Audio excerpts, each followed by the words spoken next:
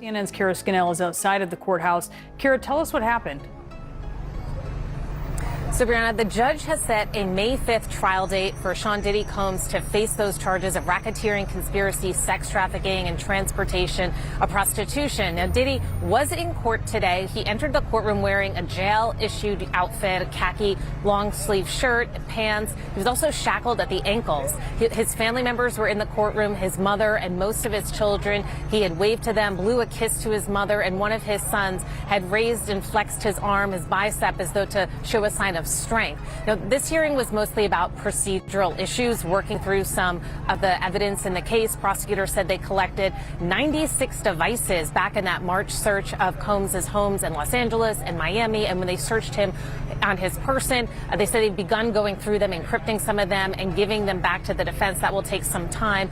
There are going to be some motions in this case. One of those was addressed today. Now, if the judge does not need them back in court, the next time we will see Combs back in court will be in December. Brianna? And this comes after his legal team made some pretty stunning accusations, Kara, about that now infamous video of Combs beating his former girlfriend as she tried to leave a hotel room. What exactly are they saying? Yeah, that was one of the issues that was teed up yesterday for this hearing today, and that's what they spent a lot of time on in the courtroom. Combs' attorneys had asked for an investigation into leaks, saying that they believe the government. In the world of entertainment, where controversies often blend into the headlines, a new drama is brewing around some of the biggest names in the music industry. Of the video, but also of the searches at his homes in March. But this video is something that prosecution said that there's no need for this. They have said that they did not obtain this video until after CNN has aired it. I mean, obviously, we're CNN. We have declined to comment on these allegations, but the prosecution said that they did not have this until after it was already made public by us, and that there's no need for an investigation. Said this is just an attempt to try to keep a damning piece of evidence out of this case. Now, the judge said he is not going to decide today on whether they should have a hearing. He's going to let the sides file their legal briefs and their legal arguments on this.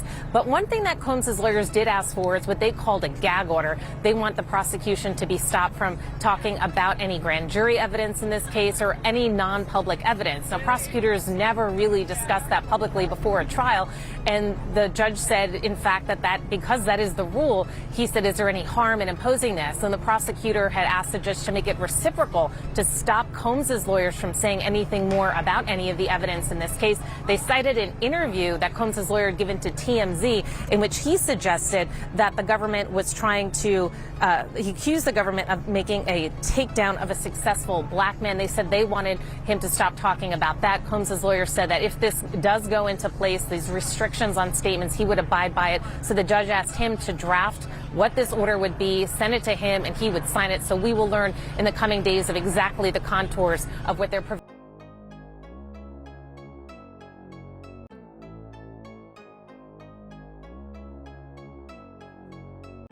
Cassie Ventura's public comments coming just days after CNN exclusively obtained the graphic surveillance footage. CNN's Elizabeth Wagmeister broke the story and has this follow-up on Ventura's reaction. We want to warn our viewers, some of the images in her report are disturbing. Right here, Cassie. Cassie Ventura breaking her silence for the first time. On Instagram, Ventura thanking family, friends, and strangers, writing, "The outpouring of love has created a place for my younger self to settle and feel safe now. But this is only the beginning. My only ask is that everyone open your heart to believing victims the first time." The surveillance video from 2016 also shows Combs throwing a vase at then-girlfriend Ventura in the hallway of a Los Angeles hotel. The security camera footage seeming to corroborate part of Ventura's 2023 lawsuit against Diddy, alleging he punched Miss Ventura, giving her a black eye, then took glass vases in the hallway and threw them at her. The lawsuit, since settled, also referenced this. I gotta give a special thank you. A 2022 acceptance speech in which Combs spoke of Cassie in a much different light. Cassie, for holding me down in the dark times. Love. But now, with the ugly truth of his abuse caught on video, Diddy took to his own social media Sunday to respond. I mean, I hit rock bottom, but I make no excuses. My behavior on that video is inexcusable. I take full responsibility for my actions in that video. The allegations continue to pile up against Combs. This week, former model Crystal McKinney filed a lawsuit alleging Combs drugged and sexually assaulted her in 2003. And Combs still faces possible charges related to those federal raids on his homes in March.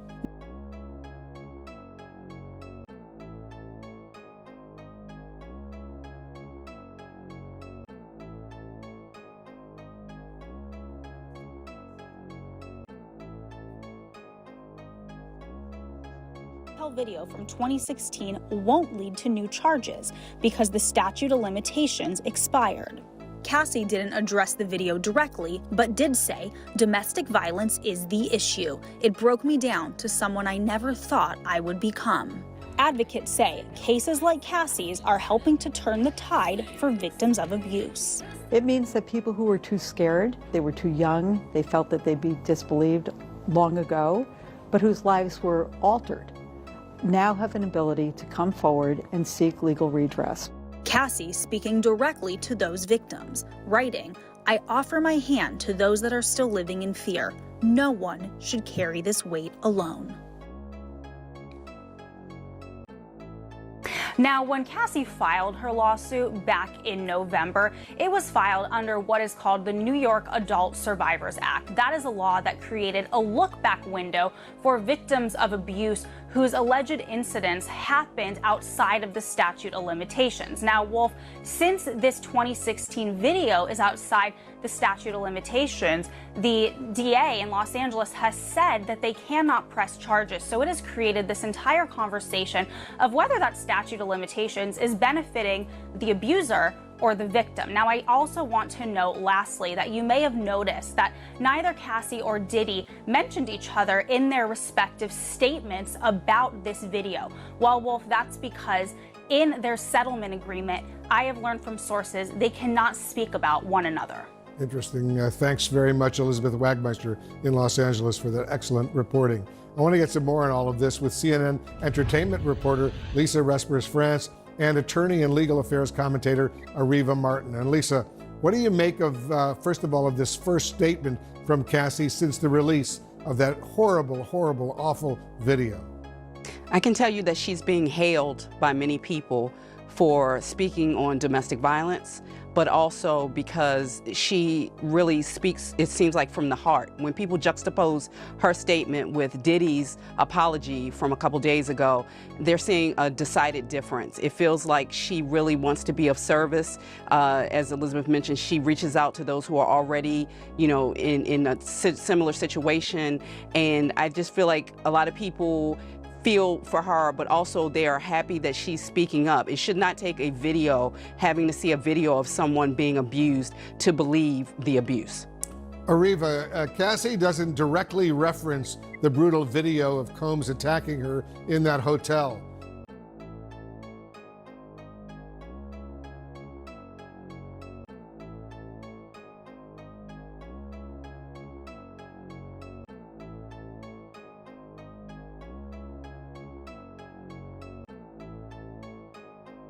Big legal cases we are following in this week's Burden of Proof. The family of the late rapper Tupac Shakur has hired a team of investigators to look into what they say is a link between Sean Diddy Combs and the murder of the hip-hop star in 1996.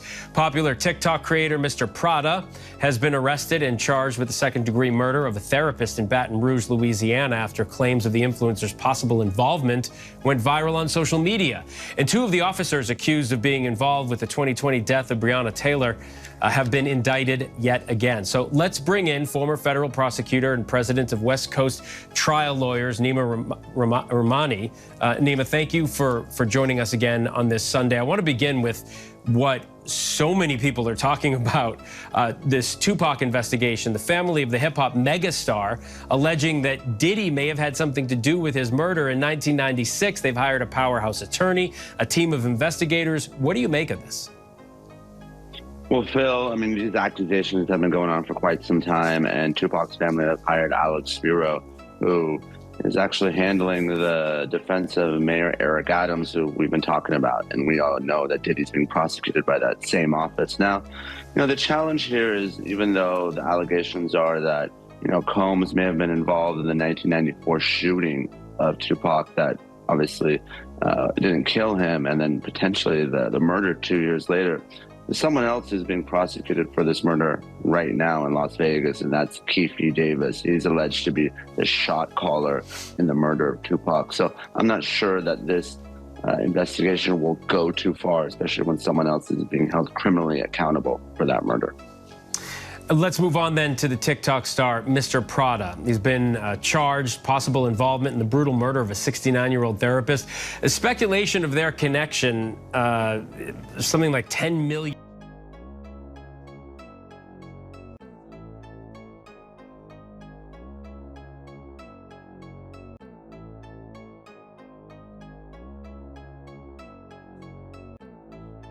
Important for people like Cassie to come forward, because it allows people to be able to see that when you have money and you have power, it can insulate you from things like this. I've said this before, that I'd heard rumors about bad behavior from Diddy for years, but people did not come forward because they were afraid. She was empowered to do so. She filed her suit, and the response that we're seeing, even though there's still some people who are saying, oh, maybe we don't know the whole story, I think overwhelmingly people supporting her is starting to shift the tide, which says that just because you're a man of power, just because you're a person of power, a person who's wealthy, does not mean that you should be able to get away with things like this. So I think we're definitely seeing a bit of a shift in the culture. Ariva, Combs is facing multiple lawsuits. Federal agents, as you know, recently raided his homes in California and Florida. What does this accountability look like for Diddy from a legal standpoint? Well, we know, as I just said, not likely to be any charges filed by him by the Los Angeles County District Attorney, but that Homeland Security raid, that's pretty significant. To have federal agents raid not one but two of your homes and stop you in the airport and to confiscate items from your person means that there is an active investigation, or at least there was one when those raids took place. And we may still see Diddy held accountable in a federal court, because those human trafficking, sex trafficking allegations that are in some of those civil lawsuits, we've been told that they are what the federal investigators are actually looking at as they are investigating his conduct. So it is not clear to me at all that he is out of legal jeopardy as it relates to some kind of criminal accountability. So I think this is a case that's going to continue to perhaps lead to the kind of charges that I think are important and required given the conduct that we saw in that video. Yeah, Ariva Martin, Lisa Respers France, to both of you, thank you very much. And to our viewers, if you or someone you know is struggling with domestic violence, you can get help by contacting the National Domestic Violence Hotline, online at hotline.org, or by phone 800-799-SAFE, SAF.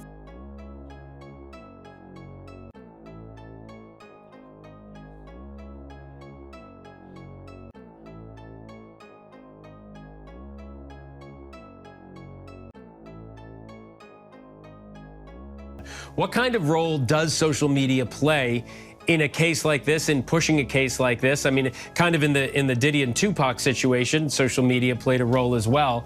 But when it gets the attention of millions, what kind of role are we talking about here? Well, Phil, it plays a huge role, both traditional and social media. I mean, we've seen it time and time again. We're seeing it right now with the Menendez brothers, for instance, in the Netflix series Monsters. But whenever you have someone that gets a lot of attention, the political reality is every prosecutor in this country is either elected or they're appointed by someone who is. So obviously in this case, the question is, what really is the relationship between Thomas and the victim Abraham? Now, there's plenty of evidence here. He was driving Abraham's car. He fled the scene. There's video surveillance of him going into Abraham's apartment and then pulling this tarp out. So the question is, if he wasn't a client of the therapist, why would someone be involved in such a gruesome murder? I think that's something that jurors are going to want to know, even though, of course, motive isn't an element of the crime the prosecution has to prove. Okay, so moving to the new indictments in the death of Breonna Taylor, two former Louisville police officers involved are being retried. One of them, Brett Hankison, pre-trial hearing is set to begin this week. But this is the third time this case is being brought forth after a judge declared a mistrial last year. We all remember that. What are you watching for as it unfolds this time? Well, what I'm watching for is, are the police officers going to be held accountable? And we know how difficult it is in this country to convict police officers. I mean, we saw it just last week with the Tyree Nichols officers just being convicted of obstruction counts. And we all saw that video and how gruesome and disturbing it was. Now, in Breonna Taylor's case, obviously, you have the officer who's shooting outside into the inhabited dwelling. But of course, a little bit more difficult because the officers in that case were shot at first. Nima Rahmani, thank you so much. Always good to have you break down the cases with us. Thanks for having me, Phil. They believe that Beyoncé, known for her public stance on social justice issues and women's empowerment, would never knowingly support or cover up such horrific crimes. For them, the leaked audio is nothing more than an attempt to tarnish her spotless reputation. But it is a very powerful statement addressing domestic violence as an important issue. So what's your reaction? Well, one, just kudos to her. Bravo to her for having the courage to speak up after having to be triggered, I'm sure, and to relive the horrors of that video. It was horrible for us to watch it, but she was the person that actually experienced the abuse from P. Diddy for not just, in that one incident, but from what we know from that lawsuit, a repeated course of abuse that she received.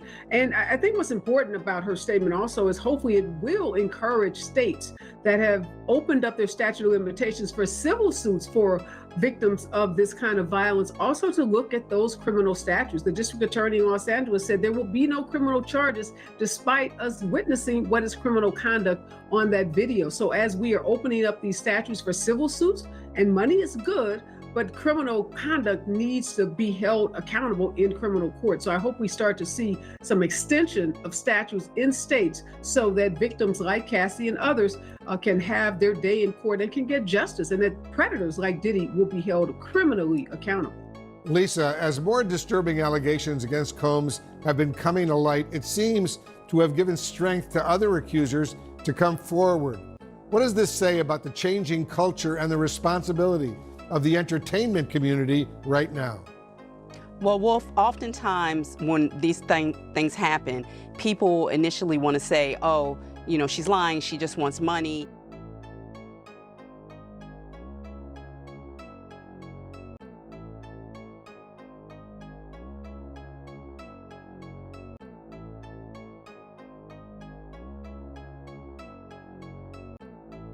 We'll go to an inmate. Sean Diddy Combs is denied bail on charges of sex trafficking and racketeering. TMZ has been following this case for months now, and Charles Latibaudier is joining us to dive deeper into what is happening. Charles, shocking is an understatement when you hear the details of this case. What are your thoughts after hearing the indictment yesterday? Good morning, Brian and Natalie. I got to tell you, my thoughts reading the 14-page indictment yesterday were that there are a lot of people in Hollywood who are probably worried about which Diddy parties they were at and what was going on. That's not to say that they were necessarily even involved in any of the things that are alleged by the U.S. Attorney's Office. But if you're at that party and it turns out that that's when he set up one of these freak-off sex parties, or that it was going on in another room and you didn't know about it, there's a good chance that you're going to be called by the U.S. Attorney's Office. And certainly if you were involved, you would get a call because they're going to want to know everything you want to know and may even want you to be a witness. I just think, we're just starting to scratch the surface of what this case, this case is going to touch and involve. And the feds have said that this remains an open investigation. There could be more charges for Diddy. There could be more charges for other people involved.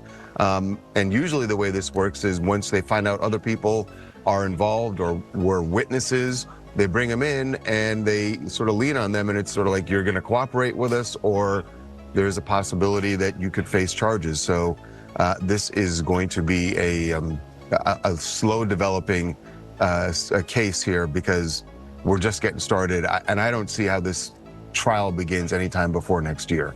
Now, there are a lot of wild allegations in those documents that came out yesterday, including 1,000 bottles of baby oil. What surprised you the most about what you read yesterday? Yeah, I mean, that one, Brian, was...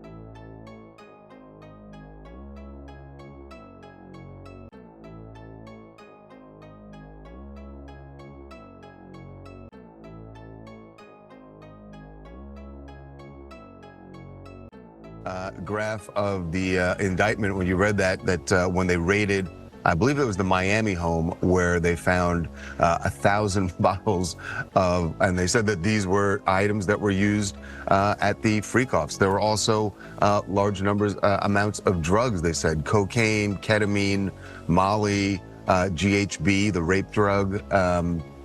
So, you know, they said that the house, according to the feds, that was stocked for these parties that were going on. And then to read their description of how Diddy, as they say, lured women into joining these parties. And they say that he would meet them or lure them, get to know them and lure them in, thinking they would think that there was going to be a romantic relationship with him. And then it would turn out that they would be at these freak-offs where they would be forced to have, or drugged and forced to have sex with male prostitutes that he was bringing in. And that's one of the counts that he's facing also, is the transportation of individuals for a purpose of prostitution. So really alarming allegations laid out in court. Diddy, of course, has pled not guilty to all of it. And then the real kicker for him at the end of the day was that the judge said you will be held without bail. And that means however long it takes for this trial to begin, he will be in a federal detention facility in Brooklyn, and not a very nice one. In fact, a fairly notorious one. So you got to figure it. He wants out of there, and he wants out as soon as possible. We're in this era right now, Charles, of men with power falling from grace in Hollywood. And when I think about Harvey Weinstein, you know, that was an open secret in Hollywood for a very long time about what he was doing with victims. Was this also the case with P. Diddy, that the people kind of knew this was going on?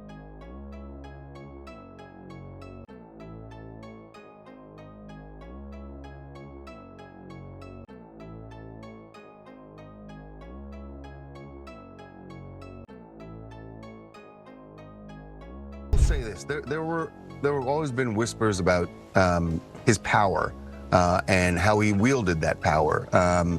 But I can't say I heard any whispers about these freak-offs, and it's really alarming. You know, we were talking about it yesterday. One, these parties had a lot of individuals. In fact, the U.S. Attorney's Office says that the parties would sometimes go on for days. So there are a lot of individuals involved, and yet, and they say this has been going on for more than 10 years, and yet we didn't hear about that. So that means that all the people that were involved, according to the feds, that he managed to keep them all quiet, that nobody would speak about it. And that does sort of speak to the kind of power he wielded and the fear that people had of him. We're also talking about the fact that the beating of Cassie, which was captured on the hotel surveillance video, that was, 6 years ago. And alleged when Combs nobody knew about it. Nobody heard about it. Think about all the people that were at the hotel who may have known about it, people who saw the surveillance video and never spoke about it. And like you said, we're in an era where when things like that happen, people speak out about it. So the fact that no one did, and that it only took this, really Cassie's lawsuit before any of this started coming out, it does kind of speak to the power that he wielded, and that the fact that nobody wanted to cross him. And Charles, what do you think happens next in this case? Members of Sean Combs' family have been ordered to give up their passports. He's currently in jail. What do you think happens from here? Well, his attorneys, the first thing that's going to happen is today, his attorneys are going back into court. They have appealed the bail ruling. And like I said, I'm sure he wants out, and that's their first job right now, is to get him out. They've offered a $50 million package for bail. That was rejected yesterday, but they're going to take another swing at it today.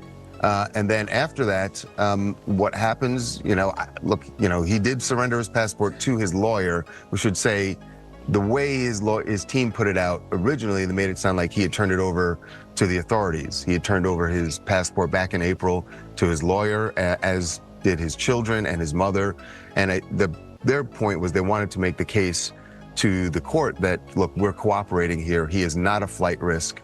And they feel like that the U.S. Attorney's Office undermined that by raiding his hotel on Monday night and arresting him when they say he was in New York because he was more than willing to surrender. In fact, the plan was for him to surrender on Tuesday, and then for some reason, the feds decided to arrest him Monday night.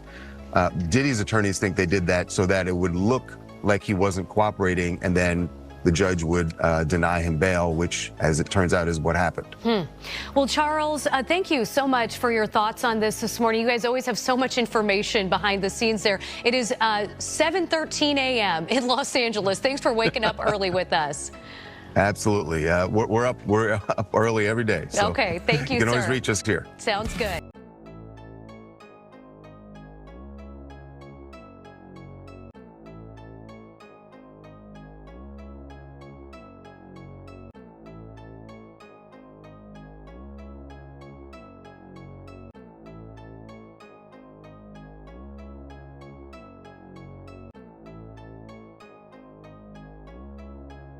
$48 million Miami mansion to hell on earth where chaos reigns. Just some of the words used to describe the Metropolitan Detention Center where Sean Diddy Combs is now being held without bail after pleading not guilty to sex trafficking and racketeering charges. He is not the first high-profile inmate to pass through these walls. Ghislaine Maxwell, R. Kelly, Pharma Bro, Martin Shkreli, and crypto fraudster Sam Bankman-Fried, all as they waited for their federal criminal trials, called this jail home. But the conditions of the prison are far from homey, notoriously described as, quote, dreadful, as one judge put it. Some on the bench have even moved away from sending nonviolent defendants there. In April, a group of detainees that prosecutors said were MS-13 gang members in court documents stabbed an inmate 44 times in an attack caught on camera. 2 shivs were recovered from the attack. You see them here. The victim survived. And in the last 3 years alone, 4 inmates have died by suicide.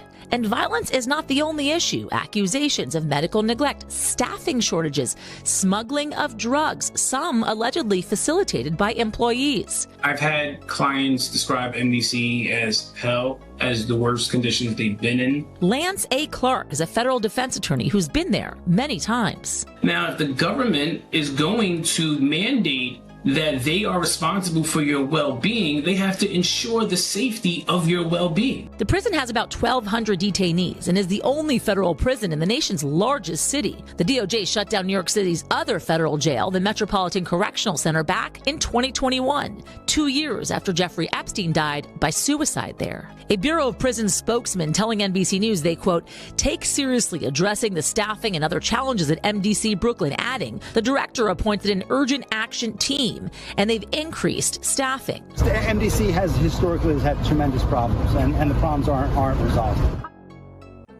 And Combs' attorneys are appealing for Combs to be released to his home on $50 million bail. In the meantime, they're asking to transfer Combs to a prison in New Jersey, but so far the rapper remains behind bars in Brooklyn. His next court appearance, guys, is October 9th. I mean, let's be honest. He's in jail. It's unpleasant. It's supposed to be punitive. The question is, how do they keep him safe? Given everything that happened with Jeffrey Epstein, they are under a lot of pressure to make sure nothing happens. He is in a special area in the prison that is for people that are VIPs to make sure that he is kept safe. But it is not a good place. Jasmine, thank you. Appreciate it. Thanks, guys.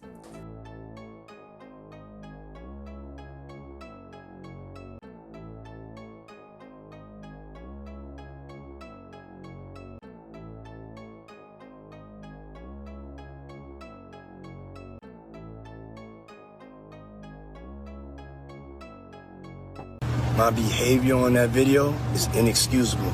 This morning, Sean Diddy Combs is breaking his silence. I take full responsibility for my actions in that video. I was disgusted then when I did it. I'm disgusted now. Combs stepping out in Miami the same day he posted the apology on Instagram. The assault appears to match an incident described in a lawsuit Ventura filed against Combs in November that alleged that Combs became extremely intoxicated and punched Miss Ventura in the face, giving her a black eye. At the time of the lawsuit, an attorney for Combs denied Ventura's allegations, calling them outrageous and offensive. They reached a settlement within 24 hours.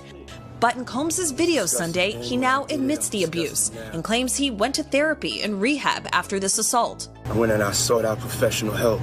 Had asked God for his mercy and grace. I'm so sorry. In a statement, Ventura's attorney said Combs' apology is more about himself than the many people he has hurt, that he was only compelled to apologize once his repeated denials were proven false, shows his pathetic desperation. Despite the graphic video, the Los Angeles District Attorney's Office says they cannot charge Combs with a crime in connection to this specific incident because California's statute of limitations has passed. But Combs is facing multiple civil lawsuits, with allegations including abuse and sexual assault, which Combs has denied. He is also under federal investigation. His California and Florida properties were raided in March, but he has not been charged with any crime. Representatives for Sean Combs did not respond to our request for comment. Now, in November, that lawsuit that Cassie had filed, she alleges that Sean Diddy Combs paid the hotel $50,000 for that hallway security footage that you just saw. But in a statement to NBC News, IHG Hotels and Resorts said, quote, "This hotel is no longer under IHG management, and we do not have any access to prior incident records or footage," adding that they did not receive money for this footage.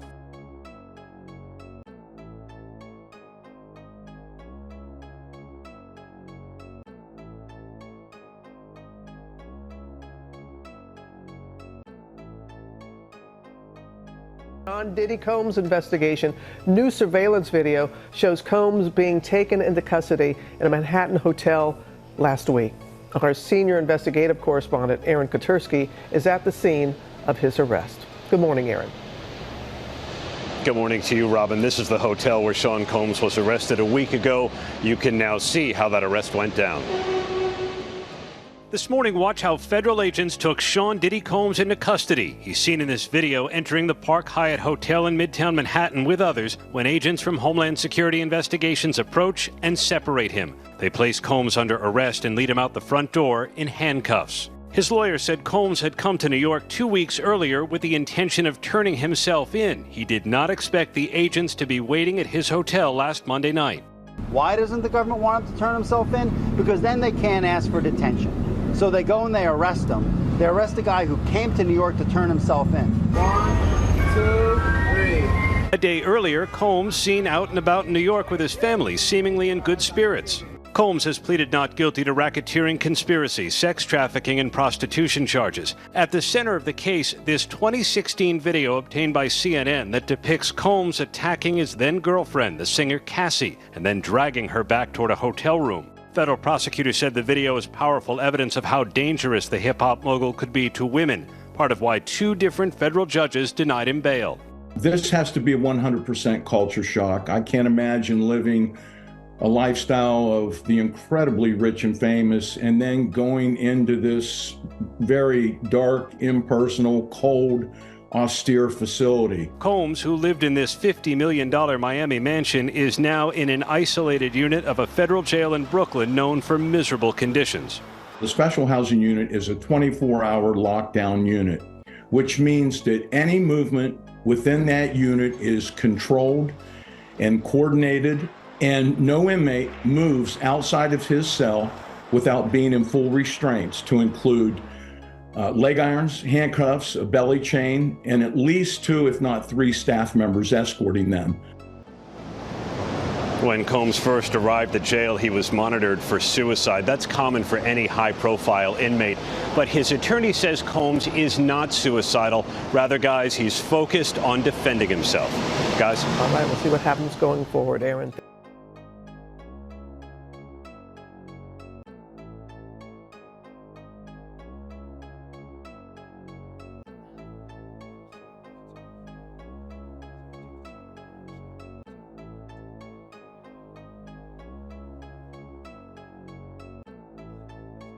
According to Ventura's now settled lawsuit, the pair began dating several years after they met in 2005.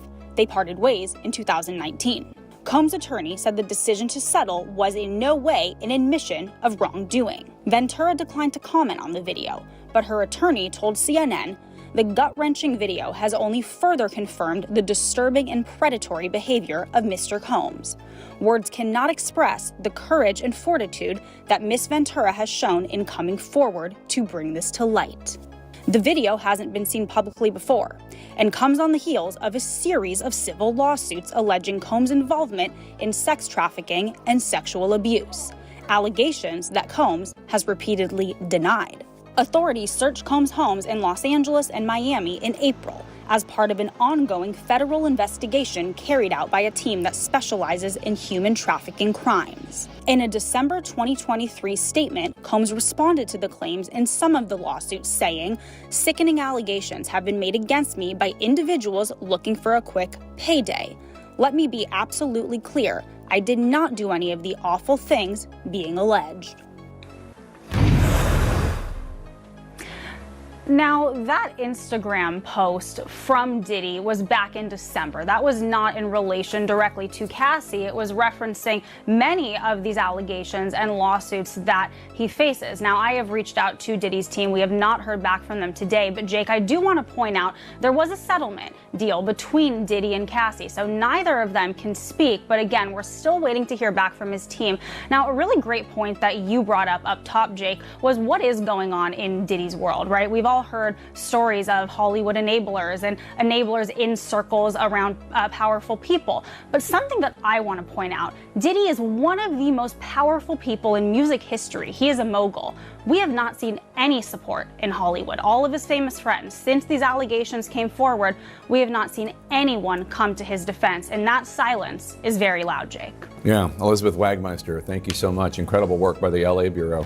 Let's discuss this with CNN's John Miller and Julie K. Brown, a Miami Herald investigative journalist who's been following this story, also best known perhaps for her work pursuing the Jeffrey Epstein sex trafficking story. So, John, Cassie filed her lawsuit in November. The feds raided Diddy's home in March. Now we see this awful video, which is more than 8 years old. And yet Diddy has still not been charged with anything. I would think there would be grounds for his arrest in that video. Why hasn't he been charged with anything? Well, the video.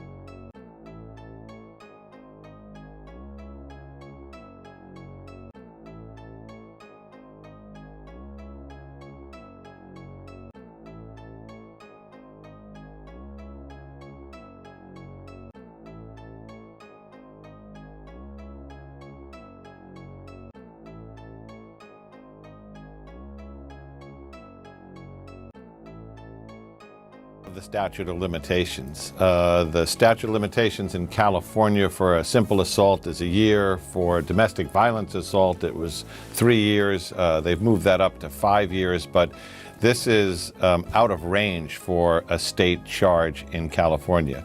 However, let's get back to that federal investigation.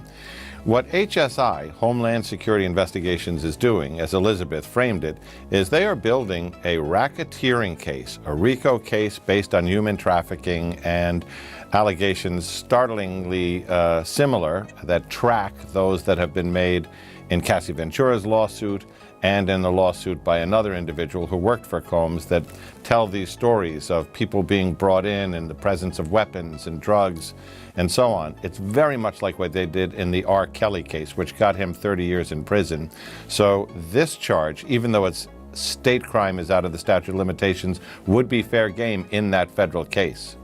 Julie, Cassie's lawsuit claims that hotel security staff saw what was happening on the surveillance and they urged her to go home. The lawsuit then claims that Diddy paid $50,000 to get that footage from hallway security. CNN has reached out to the hotel for comment, not a hotel I'll ever want to stay at. In Manhattan and in Miami Beach as well. So there presumably could be other video, because all these hotels have cameras. There presumably could be other video out there. And in addition, a couple of the other lawsuits that have been filed against him allege that that there is video evidence. And that is exactly what authorities were trying to get their hands on when they conducted their searches of his homes in Miami Beach and in California.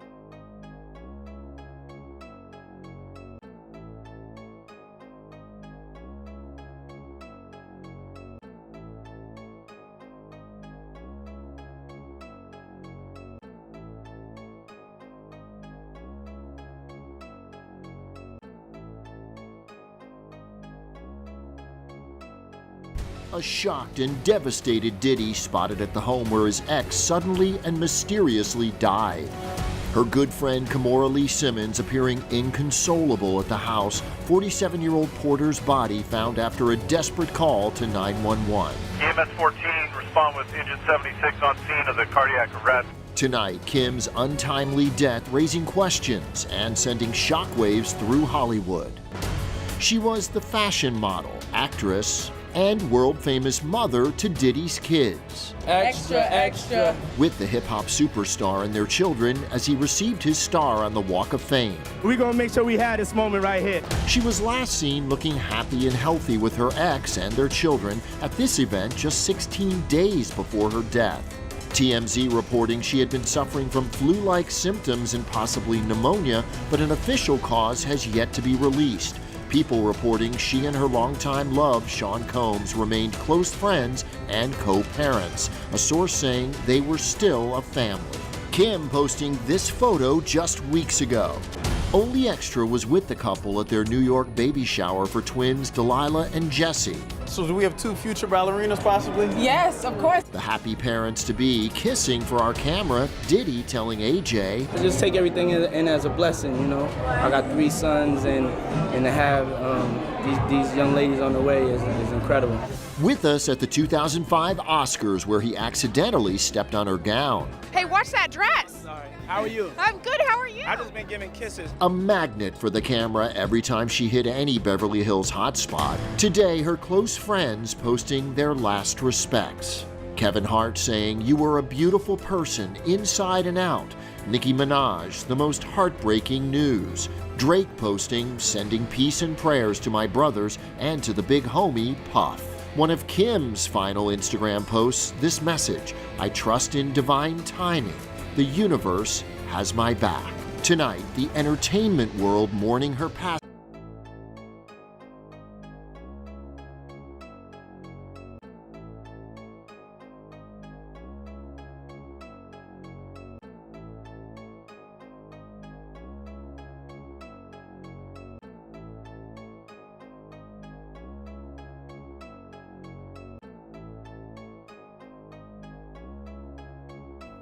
John, assuming that Sean Combs, Diddy, is eventually charged, how important might this video be? Well, it's going to be very important to the assault charge. It's going to be very important to the credibility of Cassie Ventura as a witness. Remember, when she brought that lawsuit, Ben Brafman, Combs' lawyer, called it baseless, outrageous lies from somebody looking for a payday, claimed that she had tried to blackmail them, that she demanded $30 million. That video is stunningly supportive of her credibility, of her allegations. It unfolds exactly as she charged it did in her lawsuit, so it will help her if she becomes a witness in that case, and it will probably be a chargeable offense in the federal case if and when it comes. Julie, the allegations against Diddy go far beyond Cassie's story, of course. Multiple lawsuits filed in the past year claim that Diddy hosted what he called freak-offs, sex parties so brutal that the young men and women would sometimes vomit and pass out from being drugged. They would be beaten, they would be raped. They alleged that Diddy filmed it and directed his staff to change lighting or bedding to better display the people who were performing for him sexually. These are allegations. Does this remind you at all of the Jeffrey Epstein sex trafficking case? And how did they get away with it? Well, remember the Jeffrey Epstein case happened decades ago, so they didn't have cell phones, for example, or this kind of recording technology. So we're far ahead of that in this. And even though they have some of that material, I'm sure what they're also going to look for is bank accounts, evidence that he paid people, including people that provided him with underage victims. And that's really the key here is whether they're going to be able to show that he also was engaged with sex trafficking minors, which is a very far more serious crime. Because of, their age, and also the fact that he has all this, other video evidence that he was allegedly committing these kinds of offenses. Julie K. Brown and John Miller.